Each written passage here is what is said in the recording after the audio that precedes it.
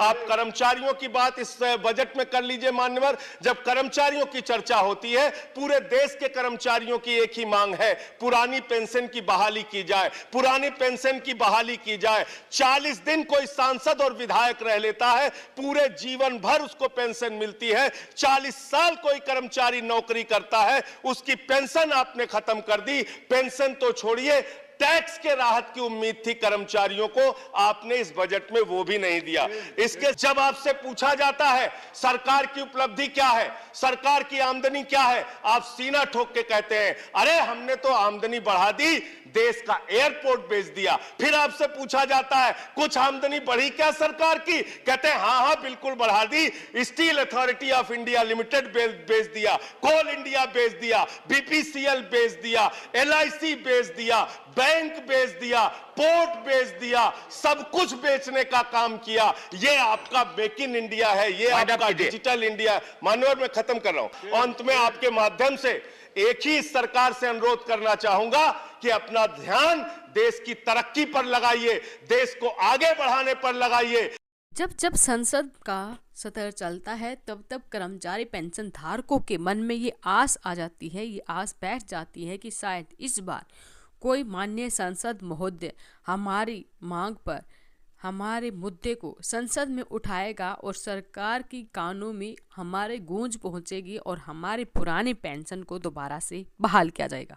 लेकिन पिछले बार के बजट सत्र की तरह जहाँ सरकार ने साफ कर दिया था कि कर्मचारियों की पुरानी पेंशन योजना की बहाली का कोई प्रस्ताव सरकार के पास विचाराधीन नहीं है, ऐसा ही वाकया सरकार हमारे कर्मचारियों के लिए कह देती है और जिससे हमारे कर्मचारियों की जीवित उठी हुई मांग दोबारा से निर्जीव कर दी जाती है। बजट सत्र के पहले दिन ऐसा ही हुआ था जब लोकसभा में कांग्रेस की परिणीति सुशील कुमार शिंदे द्वारा प्रश्न किए गए थे कि वित्त राज्य मंत्री पंकज चौधरी बताएं कि आपका मिनिमम पेंशन को लेकर क्या विचार है। क्या हमारे देश के पेंशन धारक कर्मचारी जो कि लगातार डिमांड कर रहे हैं पुरानी पेंशन बहाली की, क्या उसको सरकार लागू करेगी? लेकिन सरकार ने हमारी मांगों को निरस्त करते हुए सीधे तौर पर कह दिया था कि ऐसा कोई प्रस्ताव विचाराधीन नहीं है।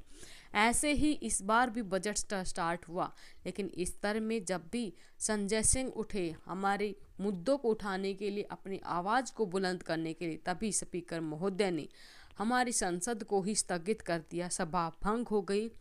देखते हैं कि आगे आने वाले सेशन में इसी तरह से सभाएं बंद रहेंगी या फिर हमारे मुद्दे को उठाया जाएगा, हमारा कोई समाधान निकलेगा। संजय सिंह ने कहा था, संजय सिंह ठीक ही कहते हैं, 40 दिन का कोई सांसद बन जाता है तो ताउम्र पेंशन पाता है, लेकिन 40 साल नौकरी करके कोई कर्मचारी पेंशन आ जाता है तो उनकी पेंशन कि उनको कोई गारंटी नहीं दी जाती कि उनको पेंशन कितनी मिलेगी या फिर नहीं।